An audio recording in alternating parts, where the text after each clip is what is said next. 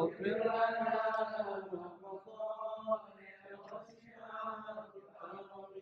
هو الحبيب الذي ترجى شفاعته لكل هول من الأعمال المنتهين يا ربي بالمصطفى بلغ مقاصدنا واغفر لنا ما مضى يا واسع الكرم يا ربي واسع الرجاء غير منعكس لديك واجعل حسابي غير منقرم يا ربي بالمصطفى بلغ مقاصدنا واغفر لنا ما مضى يا واسع الكرم ومن على جمعين فآخر بمغفرة تمحو خطايانا في بدء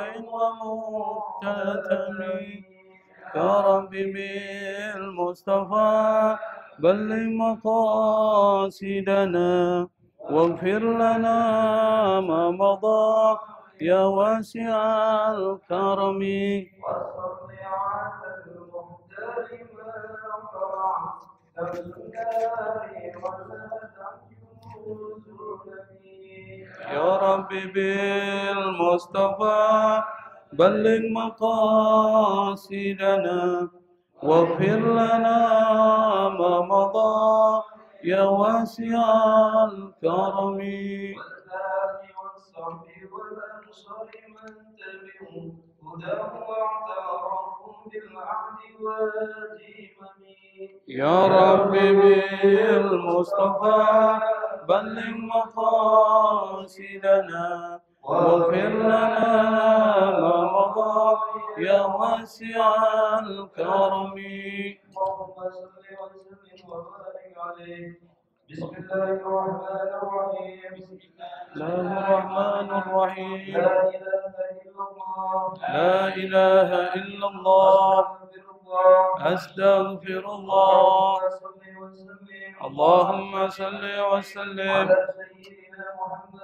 على سيدنا محمد وعلى آل سيدنا محمد وافتح لنا به أبواب علمك كما فتحتها على أنبيائك وعلمائك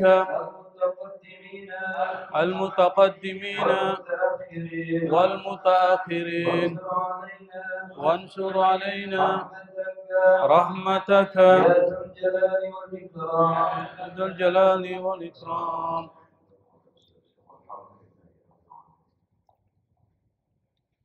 بسم الله الرحمن الرحيم الحمد لله رب العالمين اللهم صل وسلم على سيدنا محمد وعلى آله وصحبه أجمعين أما بعد. Pada kesempatan malam yang penuh dengan keberkahan ini, di tempat yang dimuliakan oleh Allah Subhanahu wa Ta'ala, kita melanjutkan pembahasan kajian tafsir Al-Quran terkait dengan tafsir surat yang pertama, yaitu surat Al-Fatihah, dengan menggunakan kitab Safwatut Tafasir yang dikarang seorang ulama Ahlu Sunnah wal Jamaah berasal dari Damaskus, dan beliau ini namanya Syekh Muhammad Ali As-Sabuni. Pada minggu yang lalu kita sudah membahas tentang penafsiran isti'adzah, mengucapkan a'udzu billahi as-sami'il alim dan seterusnya minasyaitonir rajim. Dan kita juga sudah membahas, meskipun agak terputus, tentang pembahasan bismillah atau basmalah. Insya Allah kita akan lanjutkan nanti pada saat membahas tentang surat Al-Fatihah. Di dalam kitabnya Syekh Muhammad Ali As-Sabuni mengatakan surat Al-Fatihah itu adalah hadhihi surah Al-Karimah Makkiyah. Wa ayatuha sab'un bil ijma'. Kata penulis kitab tafsir Safwatut Tafasir, Syekh Muhammad Ali As-Sobuni, beliau mengatakan bahwa surat Al-Fatihah itu masuk kategori surat Makkiyah. Jadi dalam ilmu Al-Quran itu ada dua periode diturunkannya Al-Quran. Ada yang disebut dengan Makkiyah, ada yang disebut dengan Madaniyah. Itu perlu kita pahami sebagai umat Islam. Sebagian ulama mengatakan yang disebut dengan Makkiyah adalah ayat-ayat Al-Quran yang diturunkan di Mekah. Sementara ayat-ayat Madaniyah itu diturunkan di Madinah. Menurut Syekh Ali As-Sobuni, pemahaman seperti itu keliru. Jadi kata penulis tafsir ini, pemahaman seperti itu yang sudah kita pahami selama kita menjadi siswa atau mahasiswa terkait dengan studi Al-Quran, itu katanya keliru. Yang benar adalah yang menjadi standar bukan tempat turunnya, tapi adalah hijrah Rasulullah SAW. Kata beliau, yang disebut dengan Makkiyah itu adalah ayat-ayat Al-Quran yang diturunkan sebelum Nabi hijrah. Setelah Nabi hijrah, ayat-ayat Al-Qurannya disebut dengan ayat Madaniyah. Jadi ada dua versi, ada dua pemahaman. Ayat-ayat Makkiyah itu adalah ayat-ayat yang diturunkan oleh Allah, tujuannya adalah pada penguatan iman. Jadi bukan pembentukan masyarakat, tapi penguatan iman. Makanya ayat-ayat yang diturunkan pada saat periode Mekah atau Makkiyah itu biasanya berisi tentang persoalan tauhid. Berisi tentang persoalan surga dan neraka. Berisi tentang pembicaraan tentang malaikat, hari kiamat, hari akhir, dan seterusnya. Kenapa? Untuk menguatkan iman. Sebelum diturunkannya nanti hukum-hukum, iman harus kuat. Karena kalau imannya tidak kuat, nanti dikasih hukum, tidak bisa ngelakuin tuh. Berat. Coba kalau tidak diperkuat imannya pada saat di Mekah, sahabat ketika diturunkan ayat tentang puasa, nggak mampu dijalankan itu. Karena imannya belum kuat. Tetapi para sahabat sudah diperkuat imannya pada saat di Mekah. Maka karena ayat-ayat itu berisi tentang persoalan iman, maka ayatnya harus pendek-pendek. Jangan panjang-panjang. Kenapa? Kalau panjang-panjang itu bersayap. Bisa ditafsirkan. Tapi harus tegas, jelas. Kalau persoalan iman, itu harus tegas dan jelas. Tidak boleh bersayap. Tidak boleh mengandung penafsiran lain. Maka ayatnya pendek-pendek. Nah, salah satunya adalah surat Al-Fatihah. Kira-kira ayatnya pendek-pendek gitu, Pak? Pendek. Termasuk surat Qul huwallahu ahad, Allahus samad, lam yalid wa lam yulad, wa lam yakul lahu kufuwan ahad. Makkiyah tuh pendek-pendek, tegas. Termasuk surat Al-Fatihah itu masuk kategori Makkiyah. Wa ayatuha sab'un bil ijma. Menurut kesepakatan para ulama, ayatnya berapa? 7. Kemarin sudah saya jelaskan, 7 ayat itu bisa dimulai dengan Bismillah. Ada yang memulai dengan Alhamdulillah. Tapi tetap 7 ayat. Mazhab Syafi'i kita itu mulainya dengan Bismillahirrahmanirrahim. Dan itu termasuk ayat di dalam Al-Quran. Wa tusamma Al-Fatihah libtitahil kitabil azizi biha haitsu innaha awwalul Qur'ani fit tartibi la fin nuzul. Disebut dengan Al-Fatihah. Kenapa surat ini disebut Al-Fatihah? Karena surat ini adalah pembuka. Pembuka apa? Surat-surat di dalam Al-Quran. Maka dia termasuk surat yang pertama di dalam Al-Quran dalam kaitan dengan susunannya. Jadi yang pertama. Kenapa Al-Fatihah yang pertama? Itu adalah wahyu dari Allah Subhanahu wa Ta'ala terkait dengan tertib susunan. Jadi nggak boleh tuh kita membuat sendiri. Yang pertama adalah misalnya Qul a'udzu birabbin nas. Nah, boleh. Itu sudah ditetapkan. Al-Fatihah adalah yang pertama. Karena dia pertama, maka dia menjadi pembuka. Maka disebut dengan Al-Fatihah, pembuka. Dari kata fataha, membuka. Yaftahu, membuka, fathan.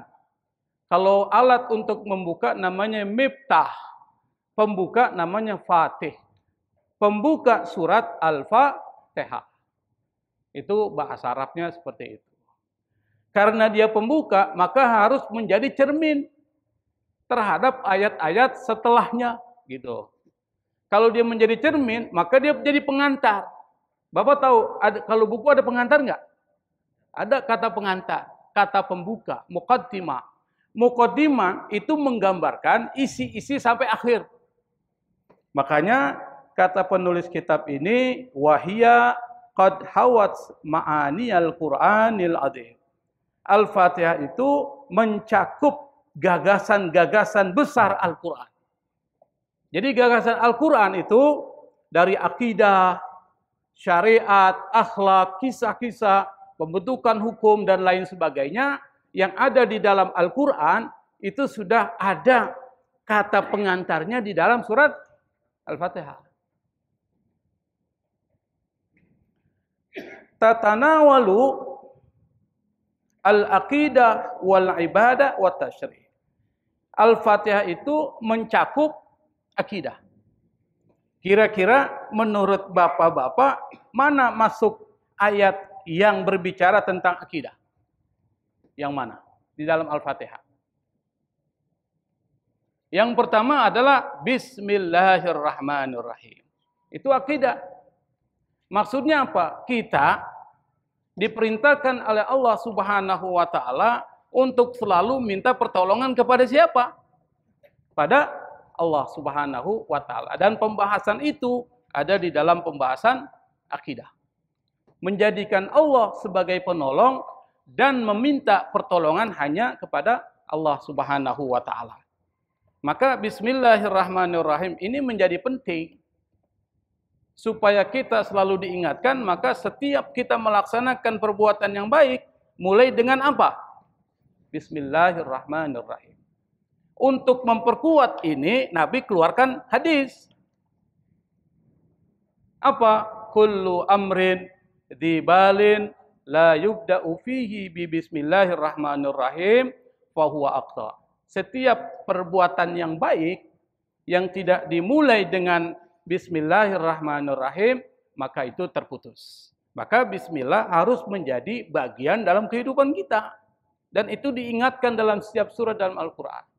Kalau kita mengamalkan Bismillahirrahmanirrahim, setiap melakukan satu perbuatan, pasti akan ada manfaat.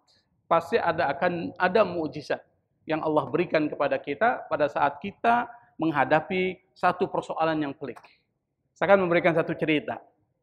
Ini cerita diceritakan oleh sebagian ulama pada ada seorang perempuan. Perempuan ini dia punya kebiasaan.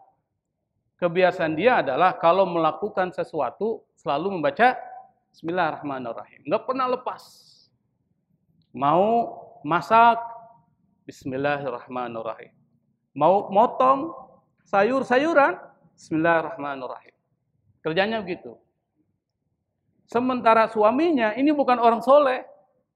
Dia itu gerah kalau ada istrinya selalu mengucapkan Bismillahirrahmanirrahim. Gerah. Ada nggak suami yang begitu, Pak? Banyak. Pokoknya sok soleh loh katanya.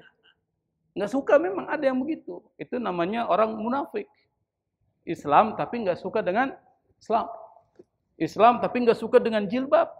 Islam nggak suka dengan azan. Kan lucu, Pak ya.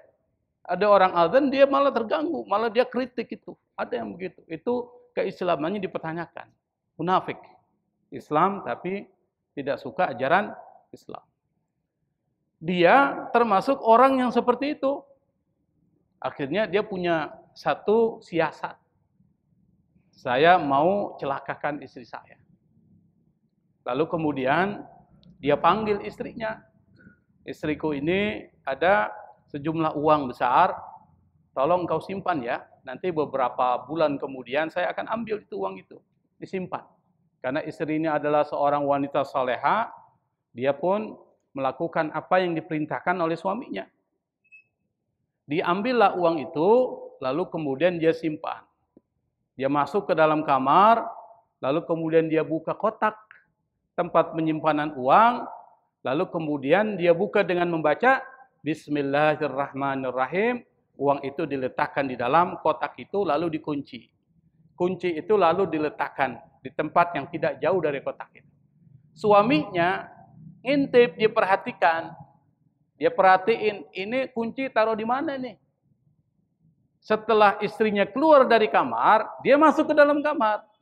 Dia ambil kunci itu, lalu dia buka kunci itu, uang itu diambil oleh dia, lalu diletakkan di dalam sumur. Disembunyikan di dalam sumur. Beberapa bulan kemudian, istrinya dipanggil, istriku, mana uang yang saya titipkan kepada engkau? Saya mau gunakan. Padahal suaminya sudah ambil, sudah disimpan, disembunyikan. Menurut logika kita, uang itu sudah tidak ada atau masih ada, Pak? Tidak ada. Tidak ada. Logika kita ya. Istrinya nggak tahu kalau uangnya sudah disembunyikan oleh suaminya. Lalu kemudian istrinya masuk ke dalam kamar, dia ambil kunci, dia buka gembok itu, lalu dia ucapkan Bismillahirrahmanirrahim. Sebelum kotak itu terbuka, Allah perintahkan malaikat Jibril mengambil uang yang ada di dalam sumur, meletakkan kembali dalam kotak. Pas dibuka, dia ambil, ada uangnya. Lalu diserahkan suaminya. Kaget suaminya. Kenapa kaget? Lah, uang itu sudah saya sembunyiin kalau di dalam sumur, kenapa ada? Akhirnya suaminya sadar bahwa selama ini dia sudah keliru. Dan apa yang bisa dipetik dari kisah ini, bahwa siapapun umat Islam yang merutinkan membaca Bismillahirrahmanirrahim, pasti akan ada mukjizat yang Allah turunkan kepada orang itu. Maka kita diperintahkan Nabi, ingat, jangan lupa kalau melakukan satu perbuatan, baca Bismillahirrahmanirrahim. Tapi kalau mencuri jangan. Mencuri baca bismillah. Mau nyolong baca bismillah. Jangan, yang baik-baik baca bismillah, yang buruk-buruk ya jangan baca bismillah. Sama dengan ada seorang perempuan itu di YouTube ya, makan babi baca bismillah, ya ditangkap sama polisi. Nangis dia. Artinya jangan seperti itu. Itu termasuk akidah. Yang kedua mana? Alhamdulillahirabbil alamin, itu masuk dari pembahasan akidah. Yang pantas mendapatkan pujian hanya Allah. Nanti soal tafsirnya kita akan bahas pada pertemuan yang akan datang. Ini masih mukaddimah. Kita masih bicara tentang Fatihah, itu merupakan satu surat yang mencakup banyak persoalan-persoalan penting. Yang ketiga adalah Ar-Rahmanir Rahim, yang bicarakan tentang persoalan Asmaul Husna. Dan Asmaul Husna, nama-nama Allah yang baik, itu disebutkan oleh Allah dalam Al-Quran supaya kita gunakan kalau kita berdoa. Walillahil asma'ul husna fada'uhu biha. Allah punya nama-nama yang baik. Yang kalau kalian berdoa, kata Allah, hendaklah kalian menggunakan nama-nama yang baik dari Allah Subhanahu wa Ta'ala. Dan para ulama mengatakan ada 99 Asmaul Husna. Meskipun dalam realitasnya itu lebih dari itu. Tetapi kata Nabi, inna lillahi tis'atan wa tis'ina isman. Allah Subhanahu wa Ta'ala mempunyai 99 nama. Dan kalau seandainya kita berzikir dengan Asmaul Husna, dan setiap nama-nama Allah itu punya khasiat. Saya berikan contoh misalnya, Anda mau dilancarkan rezeki, maka berzikirlah dengan menggunakan salah satu nama Allah, Ya Latif, Ya Latif, sebanyak 129 kali setelah sholat fardu yang mau dilancarkan istrinya. Atau ya Razak, ya Razak, ya Razak. Itu termasuk Asmaul Husna, pelancar rizki. Tapi kalau Anda zikirnya dengan ya Sabur, ya Sabur, ya Sabur, Allah akan kasih ujian terus tuh ke Anda itu, supaya Anda menjadi orang yang sabar. Makanya kalau berzikir jangan ya Sabur, nanti dikasih ujian terus supaya Anda jadi orang sabar. Minta yang sesuai dengan kebutuhan kita. Termasuk di sini disebutkan kata Ar-Rahman dan Ar-Rahim yang masuk dalam kategori Asmaul Husna. Itu maksudnya adalah perbanyak membaca zikir Asmaul Husna, ya Rahman, ya Rahim 100 kali setiap selesai mengerjakan sholat fardu. Supaya apa? Supaya kita tidak terjerumus kepada perbuatan-perbuatan yang tidak kita sukai. Jadi baca berapa kali? Ya Rahman, Ya Rahim, Ya Rahman, Ya Rahim, sebanyak 100 kali. Nanti seperti apa Ar-Rahman Ar-Rahim kita akan tafsirkan pada pertemuan yang akan datang. Dan yang berikutnya adalah yang masih masuk dalam kategori akidah adalah tentang Maliki Yaumiddin. Apa artinya Maliki Yaumiddin? Artinya penguasa hari pembalasan. Dalam mazhab Syafi'i ini, dan ini bisa kita temukan di dalam kitab Syekh Nawawi Al-Bantani Nihayatuz Zain, itu disebutkan kalau baca Al-Fatihah pada rakaat pertama malikinya dikasih panjang, Maliki Yaumiddin. Pada rakaat kedua dikasih pendek, Maliki Yaumiddin. Pernah dengar begitu, Pak? Pernah. Itu Muallim Syafi'i Hadzami menggunakan itu. Nawawi Al-Bantani menggunakan itu. Dan para ulama habaib dari Hadramaut menggunakan itu. Yang pertama dikasih biasa, Maliki Yaumiddin. Rakaat kedua Maliki Yaumiddin. Itu boleh itu. Dan itu menjadi sesuatu yang dipraktekkan ulama-ulama Syafi'i. Yang kedua, ada pembahasan tentang ibadah. Tadi disebutkan sini, tatanawalul aqidata wal ibadah. Mencakup akidah yang saya sebutkan ayat-ayatnya. Yang kedua, ibadah. Di mana ayat yang bicara tentang ibadah? Iyyaka na'budu wa iyyaka nasta'in. Kepadamu kami menyembah dan kepadamu kami minta pertolongan. Maksudnya apa? Ikhlas hanya kepada Allah. Di dalamnya ada persoalan ibadah. Ibadah salat dan ibadah lainnya. Ini yang dimaksud bahwa di dalam Al-Fatihah itu ada muatan ibadah. Dan yang berikutnya adalah ada yang disebut dengan at-tasyri', hukum. Mana ayat yang bicara tentang persoalan hukum? Ihdinas siratal mustaqim. Tunjukkan kepada kami jalan yang lurus. Jalan yang lurus itu nanti ada syariatnya. Syariat-syariatnya. Misalnya syariat terkait dengan hubungan kita dengan Allah. Syariat terkait dengan hubungan kita dengan manusia. Nanti ada disebut dengan fikih muamalah. Ada fikih terkait dengan hubungan kita dengan negara atau dengan pimpinan kita, disebut dengan fikih siasah dan lain sebagainya. Atau fikih siasi. Dan ada yang berbicara tentang persoalan sejarah. Sejarah, mana sejarahnya? Siratal ladzina an'amta 'alaihim ghairil maghdubi 'alaihim waladdallin.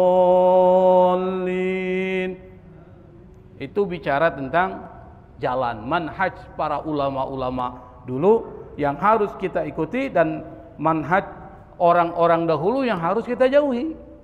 Siapa yang kita ikuti? Siratal ladzina an'amta 'alaihim, jalan orang-orang yang sudah diberikan nikmat. Siapa? Minan nabiyyina wasyuhada'i wassalihin. Para nabi, para syuhada, orang-orang soleh, orang-orang siddiq dan lain sebagainya. Nanti pembahasan tentang itu dijelaskan di dalam Al-Quran. Ini baru pembukanya di dalam surat Al-Fatihah. Kalau kita minta jalan yang lurus, berarti kita berhindar dari jalan yang bengkok. Jalannya siapa? Ghairil maghdubi alaihim. Jalan orang-orang yang dimurkai oleh Allah. Siapa? Orang-orang Yahudi. Kenapa orang-orang Yahudi itu dimurkai oleh Allah Subhanahu wa taala? Karena mereka itu adalah orang-orang yang mengetahui kebenaran Islam, kebenaran Nabi Muhammad SAW, tapi mereka tidak mau ikuti. Bahkan di dalam Al-Quran digambarkan mereka mengenali Nabi Muhammad SAW itu seperti mereka mengenali anak-anak mereka sendiri. Itu luar biasa Allah sebutkan. Kalau kita terhadap anak-anak kita kenali nggak Pak? Bahkan mengenalinya lebih dekat dan lebih mendalam ketimbang kita mengenali anak orang. Allah gambarkan orang-orang Yahudi kenal dengan Muhammad SAW seperti mereka kenal terhadap anak-anak sendiri. Berarti jelas benar gitu. Tapi kenapa mereka tidak mau beriman kepada Nabi? Jawabannya adalah hasadan min indi anfusihim. Di dalam diri mereka orang-orang Yahudi itu ada sifat hasad, iri hati dan dengki. Sehingga mereka tidak mau kalau Nabi yang terakhir datang bukan dari keturunan dia, bukan dari Bani Israel, bukan dari orang-orang Yahudi. Sementara Allah mentakdirkan Nabi terakhir dari Bani Ismail, keturunan Ismail dari Ibrahim, lalu menjadi Nabi yang terakhir. Mereka tolak. Maka Allah ghadiba alaihim, Allah marah kepada mereka, murka karena mereka tahu tapi tidak ikuti. Maka disebut ghairil maghdubi alaihim atau al-maghdubi alaihim. Mereka adalah orang-orang yang dibenci, dimurkai oleh Allah Subhanahu wa taala. Yang kedua, siapa lagi? Walad dhalin. Orang yang sesat. Siapa? Orang Kristen. Kenapa mereka sesat? Nabi Isa kok diangkat jadi Tuhan? Sesat nggak Pak? Sesat. Nabi Isa itu nabi utusan Allah, dan di dalam Bible sendiri, Bible itu disebutkan, aku adalah utusan yang datang kepada kalian. Kenapa orang-orang Kristen itu lalu menjadikan dia sebagai Tuhan? Karena dia disesatkan oleh tokoh yang namanya Paul menyesatkan orang-orang Kristen, dan orang Kristen nggak tahu kalau dia dibohongi, gitu loh maksudnya. Nah, akan disebut dengan sesat. Kalau orang Yahudi tahu itu benar, tapi nggak ikuti, dimurkai oleh Allah. Ini nggak tahu, jadi kasihan orang Kristen. Nggak tahu kalau dia dibohongi oleh pendetanya. Bahkan pendeta-pendetanya juga dibohongi oleh pendeta yang paling tinggi. Jadi disebut dengan dhalin, sesat. Tidak tahu arah dan jalan yang benar. Maka kita disuruh oleh Allah pada saat ketika sholat, minta kepada Allah supaya dihindari dari jalan-jalan mereka itu. Nah, wa fiha al-akhbaru an qasasil umami sabiqin. Di dalam apa?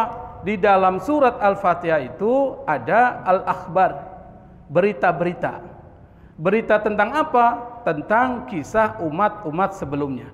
Yang saya sebutkan tadi, siratal ladzina an'amta alaihim ghairil maghdubi alaihim waladdallin. Itu adalah kisah umat-umat sebelum kita. Wa fiha at-ta'abbud bi amrillahi subhanahu wa nahyi. Di dalam surat Al-Fatihah itu ada perintah untuk mengikuti perintah Allah Subhanahu wa taala, dan terkait juga dengan semua persoalan-persoalan yang ada di dalam Al-Quran. Itu ada kalimat umumnya di dalam surat Al-Fatihah. Maka dia adalah disebut dengan Ummul Kitab. Jadi Ummul Kitab atau Ummul Quran itu adalah nama lain dari apa? Al-Fatihah. Nama lain dari Al-Fatihah. Jadi nama yang pertama adalah Al-Fatihah. Nama yang kedua Ummul Kitab atau Ummul Quran. Kenapa disebut dengan Itu artinya ibu. Ibu itu artinya mencakup semuanya. Itu disebut dengan Ummul Qura. Ummul Qura itu apa? Mekah. Ummul Qura itu Mekah. Ummul Quran Al-Fatihah. Kenapa? Li'annaha jama'at maqasidahu al-asasiyah. Karena Al-Fatihah itu mengumpulkan semua maksud dan tujuan mendasar yang ada di dalam syariat yang diturunkan oleh Allah Subhanahu wa taala di dalam Al-Fatihah. Maka Al-Fatihah menjadi salah satu surat yang wajib kita baca. Pada saat sholat setiap hari 17 rakaat kita baca 17 kali. Belum pada saat zikir, belum pada saat sholat sunnah dan lain sebagainya. Jadi Al-Fatihah itu menjadi bagian dalam kehidupan kita. Karena dia menjadi salah satu surat yang penting, maka banyak fadilahnya, keutamaan disebutkan di dalam hadis Rasulullah SAW. Yang pertama, yang punya teksnya cuma kita baca. Fadluha, keutamaan dari surat Al-Fatihah, nanti saya jelaskan.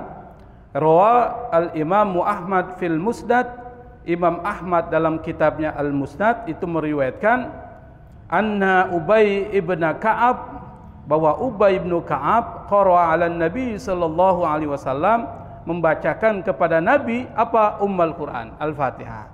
Faqala Rasulullah sallallahu alaihi wasallam, Rasul berkata, walladzi nafsi biyadihi, demi Allah yang jiwaku ada di dalam kekuasaannya, ma unzila fit Taurati wala fil Injili wala fil Zaburi wala fil Furqani misluha hiya sab'ul mathani wal Qur'anul azim alladzi utituhu.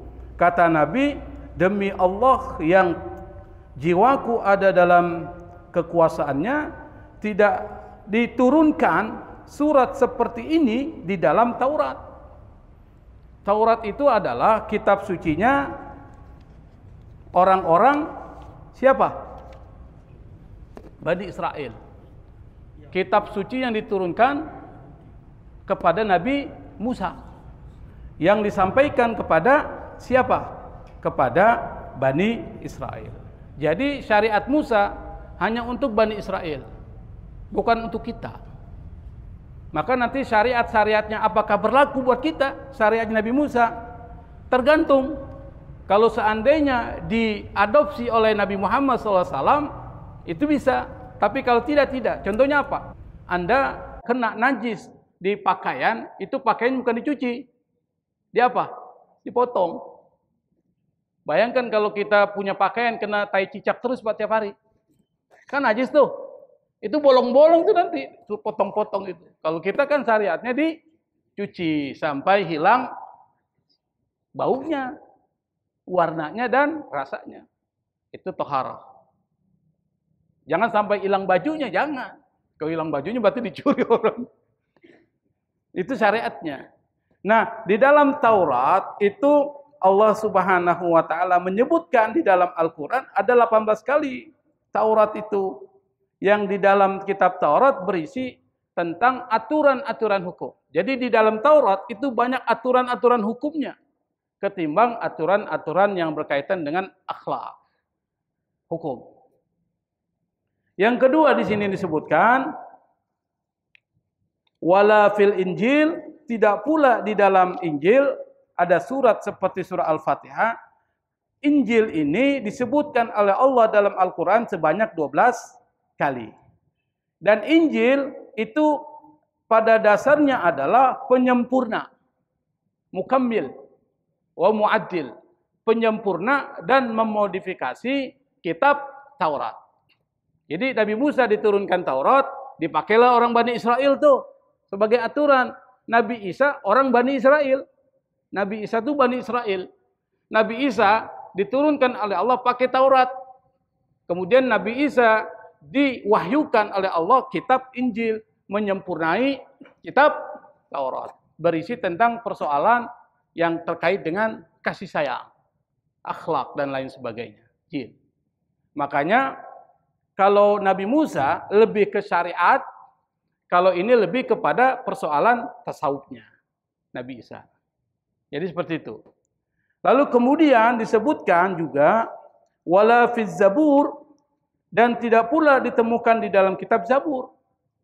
Kitab Zabur itu adalah kitab yang diturunkan oleh Allah Subhanahu wa taala kepada Nabi Daud.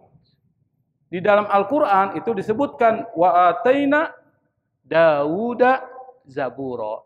Kami berikan kepada Daud kitab Zabur. Di dalam kitab Zabur enggak ada hukum, enggak ada syariat. Adanya adalah pujian-pujian kepada Allah Subhanahu wa taala. Maka Nabi Daud beribadah kepada Allah itu dengan menyenandungkan tasbih. Yang pada saat Nabi Daud bertasbih, gunung-gunung dan burung-burung bertasbih bersama Nabi Daud. Jadi Zabur itu enggak bicara tentang syariat, enggak bicara tentang persoalan hukum halal haram, kewajiban-kewajiban atau hukum-hukum pidana, tetapi di dalam Zabur itu adalah berisi tentang mi'ah wa khamsina surah. Berapa itu? 150 surat. Yang di dalam surat itu kulluha mawaidu wa sana. Yang di dalam 150 surat di dalam kitab Zabur itu berisi tentang nasihat-nasihat dan pujian-pujian kepada Allah Subhanahu wa taala. Bisa dipahami Pak ya? Jadi beda tuh 3 kitab itu. Nanti Al-Qur'an itu menyempurnakan semuanya. Ada syariatnya, ada pujiannya, ada mawaiznya, mauidhah, nasihat-nasihat baik, ada terkait dengan perbaikan hati. Soal akhlak tasawufnya ada. Jadi Al-Qur'an itu sempurna.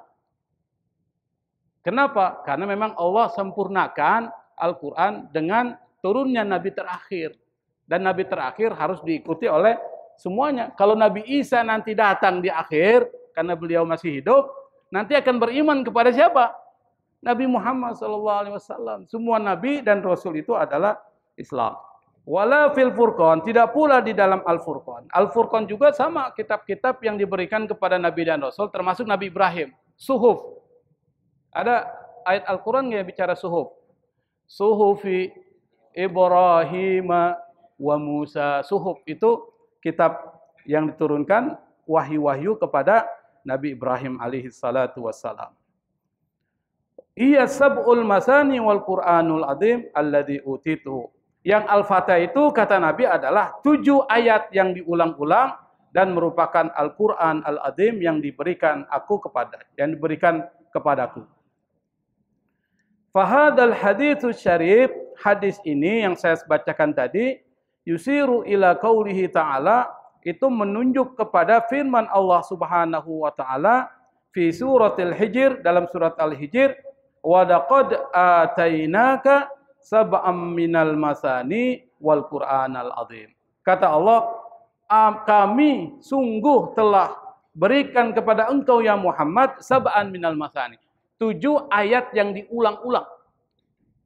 Wal Qur'anal azim dan Al-Qur'an Al-Azim. Nah, kita lanjutkan sedikit ya.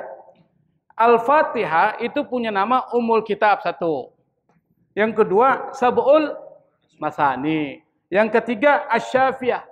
Asy-Syafiyah itu maksudnya penyembuh.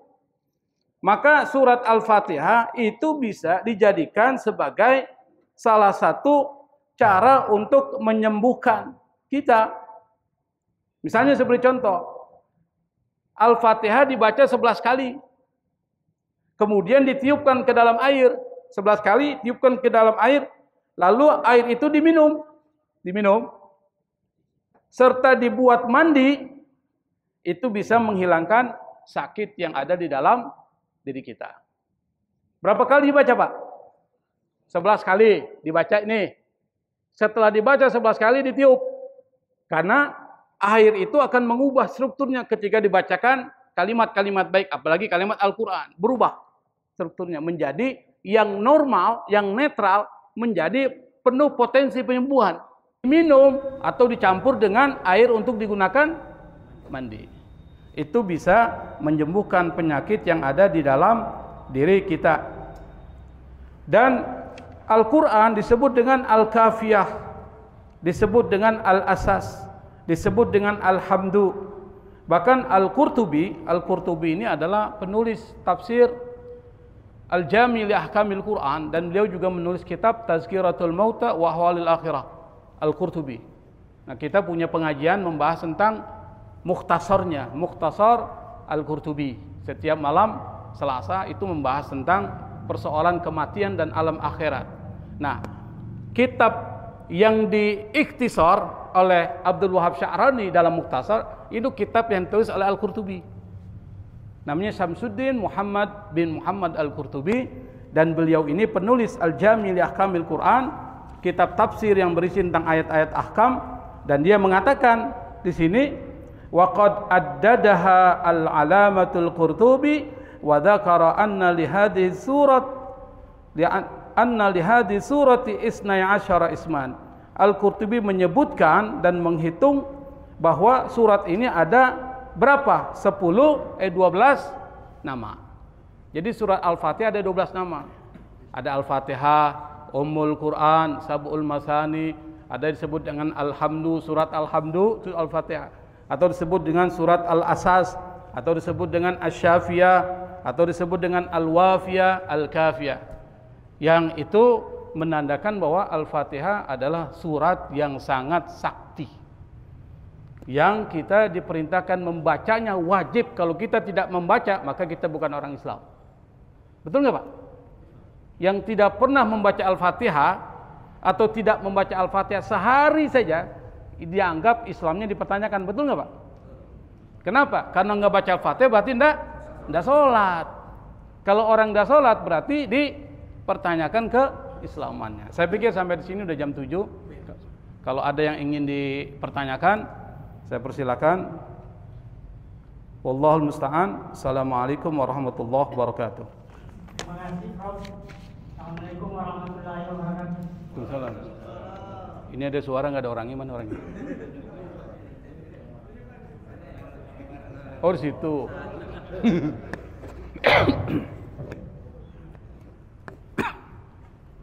Allah menciptakan gunung, bumi, air, api, langit, dan seterusnya.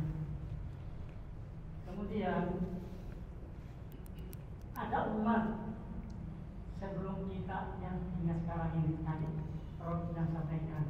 Umat yang mana kan seperti itu? Jadi kita bisa memahami asalnya umat, karena Allah menciptakan gunung dan seterusnya sebelum umat manusia ada. Terima kasih.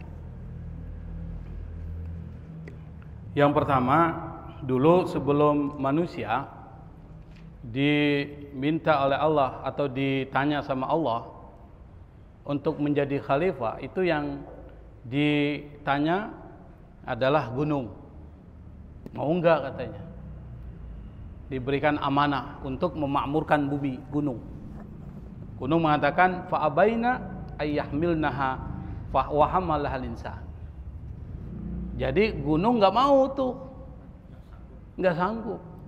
Gunung aja yang gede gitu tahu dirinya enggak sanggup. Faham wa hamalaha al-insan innahu kana dhaluman jahula. Tapi yang mau menanggung amanah memakmurkan bumi siapa? Manusia.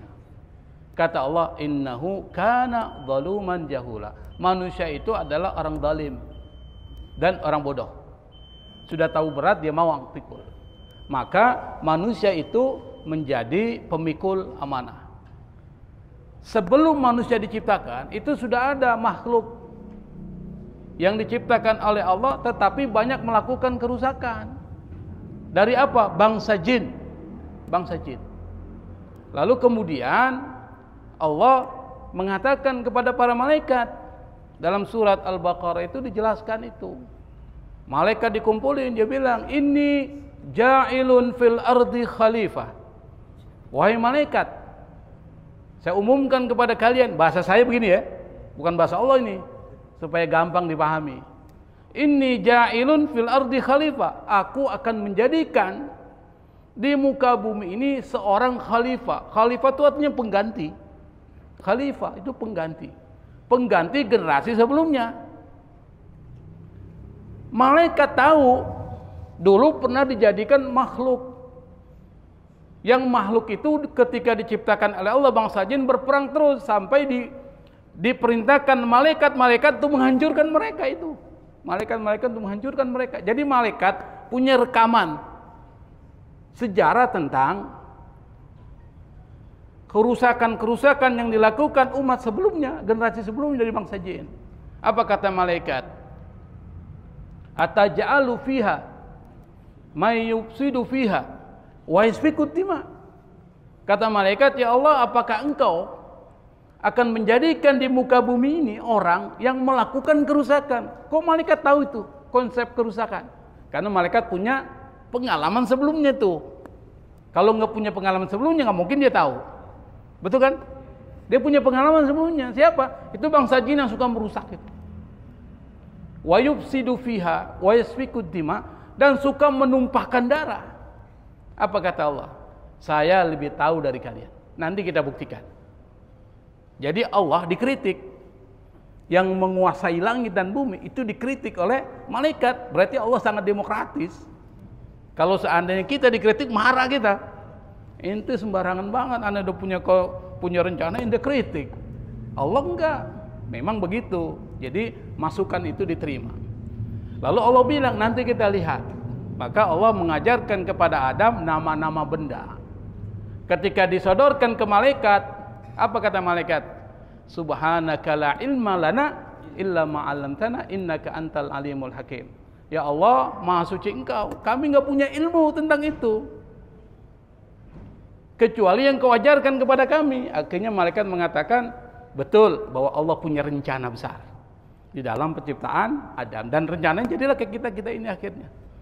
Jadi sebelumnya memang sudah ada, tetapi kerjanya merusak.